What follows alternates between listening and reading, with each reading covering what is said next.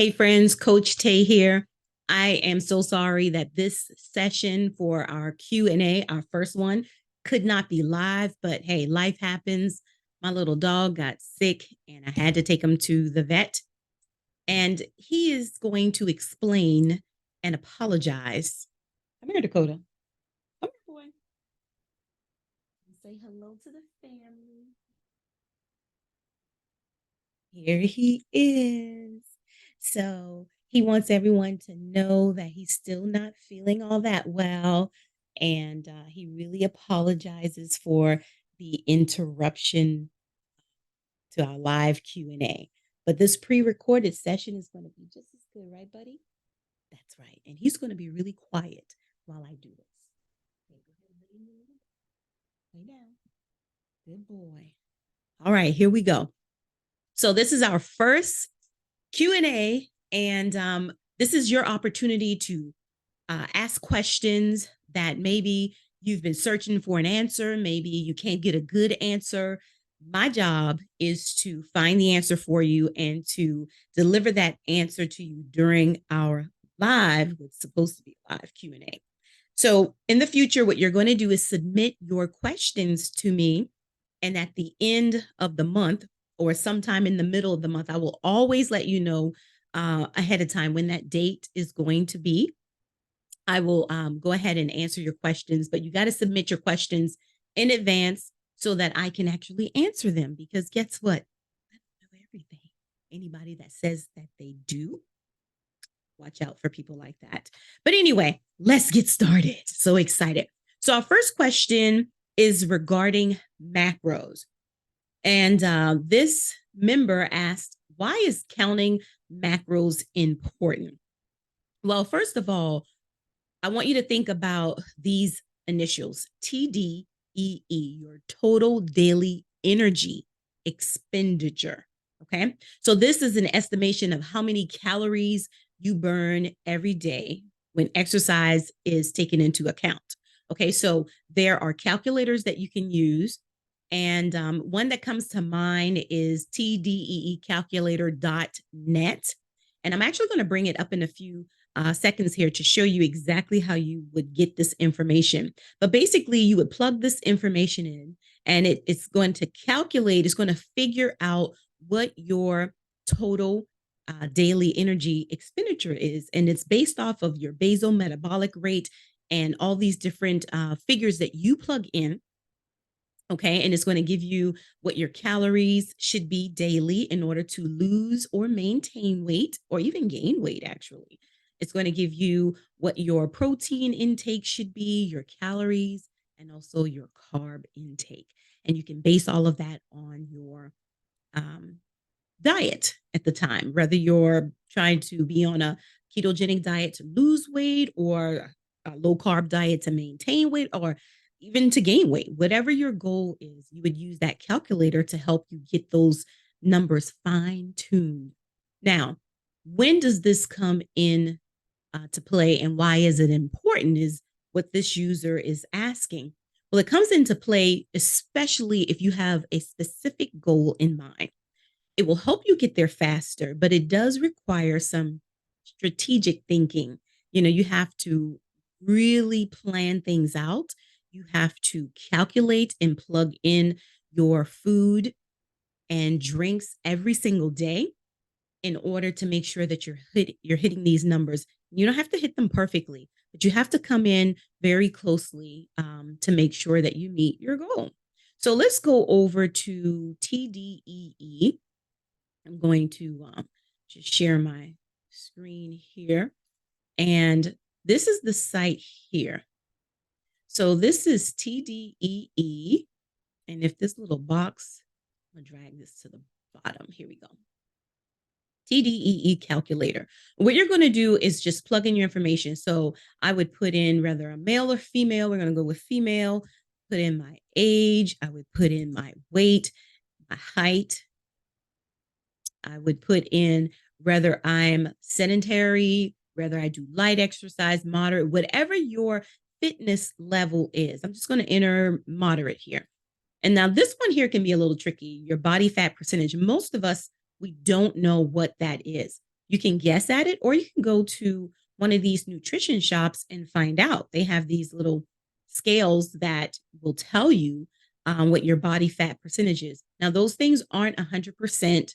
So, hey, just give or take, what do you think your body fat percentage is? If you don't want to guess, you can always leave that blank. But if you put a number in there that's going to be pretty close to what you are, then you will get a better and more accurate calculation. So I'm just going to put in 20% and then I click calculate. And then it's going to break down some information for me here. So it's telling me what my calories per day is. Says here, based on your stats, the best estimate for your maintenance calories is 2,396 calories per day. So this is what I would want to eat daily if I wasn't trying to lose or gain weight. Okay. My ideal weight, it tells me this. Now, your ideal weight is based off of all these different scientific calculations and scales based on bone mass and all this other stuff. If you are happy with the weight that you are, then let that be your guide. Okay. You don't have to be 125 pounds to be healthy. Okay. And so please don't allow these numbers to dictate exactly where you should be. This is just kind of a roundabout situation. Okay. So this is the part here. When you get down to your macronutrients, you want to determine whether you are trying to maintain, do you want to do some maintenance, or are you trying to cut, or you're trying to bulk? Well, most of us in the Restore Wellness membership, we're trying to cut, okay? We're trying to reduce. We want to lose weight. So we're just going to select cutting, and then you want to select what your carb intake is. Well, most of the information that I provide to my clients is low carb because I am a metabolic balance coach. So I very closely monitor blood sugars and all of these things that affect our metabolism. And the higher your carb intake is, not saying that that's unhealthy, but if you have high blood sugar, type 2 diabetes, if you're struggling with those things, you want to make sure that your carb intake is low to moderate. Okay. So we're just going to stick with the low carb bracket here. So it says that I need to, based off the information I entered, I need to take in about 190 grams of protein, and I need to take in 84 grams of fat and about 95 grams of carbs. Now, I will tell you this, 95 is still too high for me. I say 50 or below, okay, if you really want to target weight loss. Now, you still can lose weight with these numbers, but if you really want to accelerate your weight loss, then take that to 50 or below. And if you want to do ketogenic, it has to be 20 or less with your carbs, okay? So this is how you would get your total daily energy expenditure. Kind of gives you a roundabout idea of what you need to hit daily in regards to your macros. Now, you can use MyFitnessPal, the Carb Manager, any one of those apps to help you to calculate and keep track of your food. And those apps are so wonderful. I use the Carb Manager myself, and it really helps me to keep track of what I am eating, what my carb, fat, and protein intake is. And it helps me to know exactly if I need to pull back or if I need to get more of one of those particular macronutrients. So I hope that answers your question. Now, the next question is, how do you feel about the carnivore diet? Is it a healthy option? Ooh. Well, I will say this. When I first heard about carnivore, the carnivore diet, which is a no carb diet, basically all protein, animal proteins. Okay. When I first heard about it, I said, that's disgusting. Okay. Until I learned more. What I had to learn was the benefits behind eating a diet like that. Um, if you have any type of autoimmune diseases, or if you have SIBO, small intestinal bacterial overgrowth, if you have anything like that, gut issues, um, if you need to do a complete reset and really accelerate weight loss, carnivore is perfect. Now, personally, I don't think it's for the long term. but I do think that it has its place. Okay. And this just reminds me, I should have started this session off with my disclaimer. So let's just rewind for just 1 second. As most of you know, I am not a doctor. I am a certified holistic nutritionist and metabolic balance coach, not a doctor. So I am not giving any medical advice here. What I am giving you is information that's based off of research that I've done, um, based off of the education that I've received in order to obtain my certification, and also off of my personal experience with trying to improve my health and the health of my clients. So you have to take everything with a grain of salt, do your own research, and always, always, always go with what works for you. So let's fast forward now back to carnivore. So I think it has its place. I don't think it's a good diet for long term. However, I know some folks works perfect for them long term. Find what works for you. I personally use carnivore when I know I need to do a complete reset, need to accelerate some weight loss. And also, if I'm feeling really crappy, getting over some type of sickness or something, carnivore is perfect to help clean up your diet. Because one thing about it, you're doing it right. You're eating grass fed meats, pasture raised, organic eggs. You're eating really high quality meat and not just running by Jimmy John's and eating like cold cuts and stuff all the time. No, it's not like that. So I hope that answers your question. Moving on to the next question, the third question is, what type of vitamin or supplement can I use to support lowering my blood pressure? Well, there are many things that you can use. One thing that I have read about is vitamin C. You can use vitamin C indeed to help lower your blood pressure. But the biggest thing that you would want to do is increase your leafy greens. When you increase your leafy greens, it is going to take so much pressure off your arteries. Okay. So make sure that you try to get, and this sounds like a lot, at least 7 to 10 cups of vegetables a day. I know. That's like insane, right? Like who can actually chew that much green stuff? Try drinking it. You know, I have green drinks that I drink because I personally, my belly cannot handle all the fiber.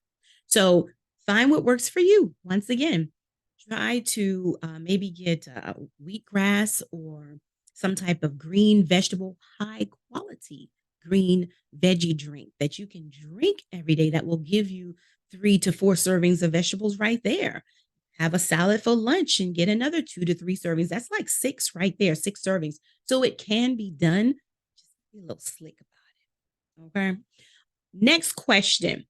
How much water should I drink every day? I get that one all the time. So basically, let your body tell you how much water you need. Typically, you will hear people say, oh, drink 8 glasses of water a day. I even know some folks drinking a gallon of water per day.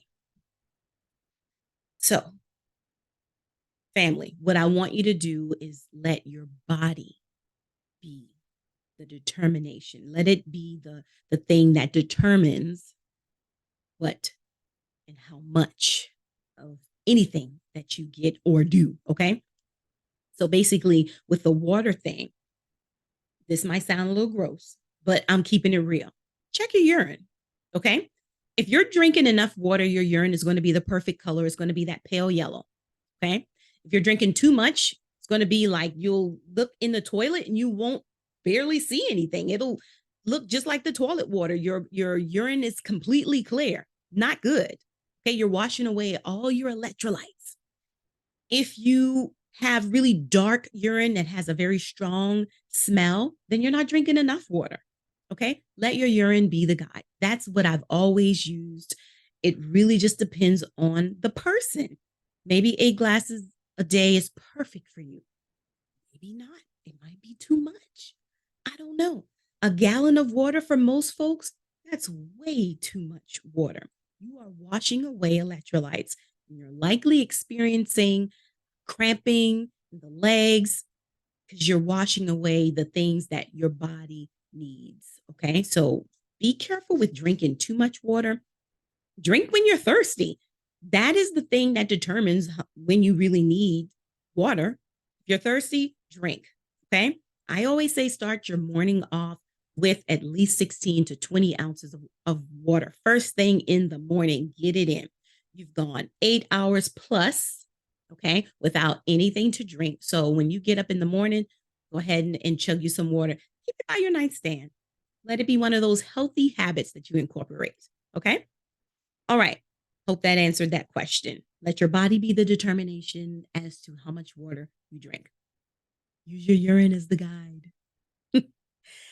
Next question. If I had to take one vitamin every day, which one should it be? Wow. Personally, I would say vitamin D. And why is that? Well, first of all, let me just say vitamin D is not actually a vitamin, it's a hormone. Okay. Let's just put that out there. It's a hormone and it's used to do all sorts of things in your body. But a great number of people, I chose vitamin D because a great number of people are deficient. Okay. It's essential to just about every health system in your body.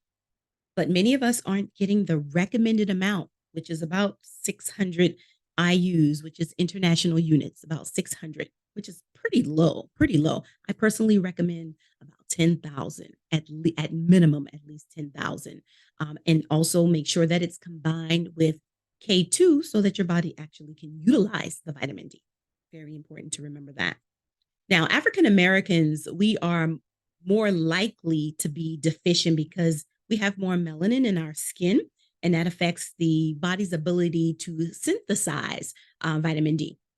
So we need to make sure that we take vitamin D every single day.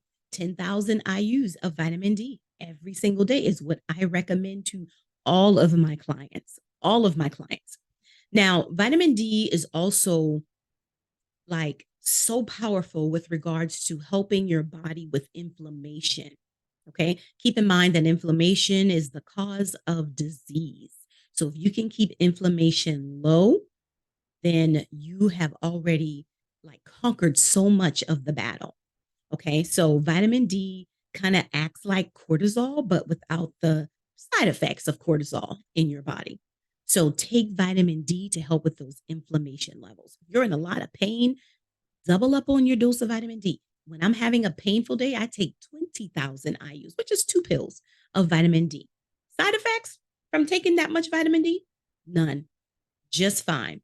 Again, talk with your doctor though before you take any of my advice. Okay. Next question. When following a ketogenic type diet, how can I avoid getting leg cramps? That is a great question because that comes up if you are not replenishing those electrolytes and trace minerals. So that's what you would need to do to avoid getting the keto flu, those flu-like symptoms, which includes fatigue and leg cramps, headaches. To avoid that, you want to make sure that you go ahead and get in enough salt. Use a high quality salt like Redmond's sea salt or Celtic sea salt, maybe an eighth of a teaspoon in some water. Okay, maybe twice a day. And then you want to make sure you get a high quality electrolyte powder or drink to take at least twice a day if you're doing the ketogenic diet to make sure that your electrolytes are balanced. One thing about keto, it's going to make you run back and forth to the bathroom a lot because you're getting rid of the water weight from the carbs. Okay. So you're going to urinate a lot. You're going to need to replenish what you're losing through your urine. So you want to do that by taking in more salt and using a high quality electrolyte powder. Okay. So that's how you avoid the cramps. And if you need a high quality electrolyte powder or any type of supplement, vitamin, please visit my Full Scripts dispensary. And I can definitely send the link along with this video. Okay. Next question. Let's see. Is drinking fresh squeezed juice a healthy option? Well, mighty fine that you asked that question because I just today visited for the first time the Clean Juice Bar.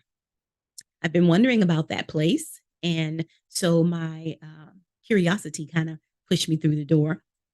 But juice I'm not saying juice is not healthy, but what I'm saying is if you are on a mission to lose weight, you want to stay away from the juice.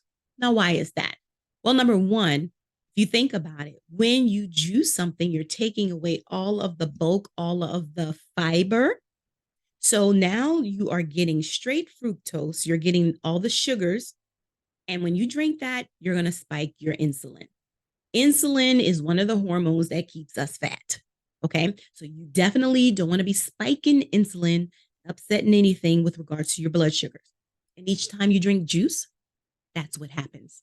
Doesn't matter if it's fresh squeezed from an orange or if it's fresh squeezed from a pineapple and you add some spinach and some turmeric, which is the one I had today, which was very good, by the way. But yes, that's what it does. I am not a juice drinker. I love juice, but I don't drink juice very often because of this very fact, because I know what it does. So it's kind of those every now and then kind of drinks for me.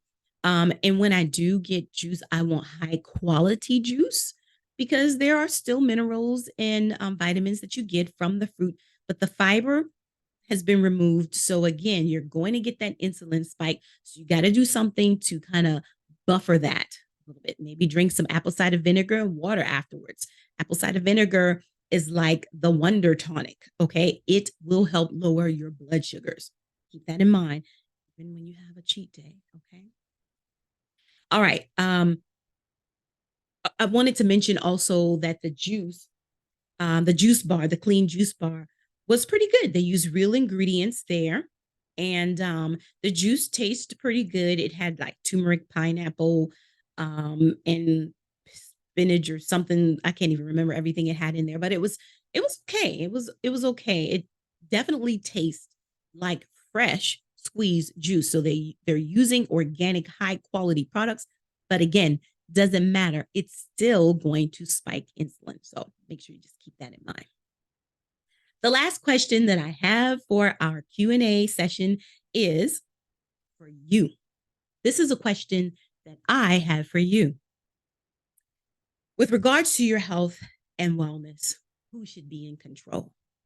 Should it be your doctor, you, the government, or medical institutes? What do you think? Because last time I checked, you would be the one waking up in pain every day. You would be the one having all the side effects from medication. You would be the one suffering premature death when your doctor done screwed something up like they do. Okay. Not all, but who should be in control? Now, I personally believe that your doctor and you should have a partnership to determine what's best for your health. Your doctor should not be making all the decisions. You need to educate yourself. If you have some type of health problem, do not depend on your doctor to give you all of the answers because they won't give you all of the options. Trust me. They're going to give you all of the options that they learned in medical school, but they will not give you every option that is available to you, especially options that won't cost you anything, won't put any money in their pocket, is what I'm saying.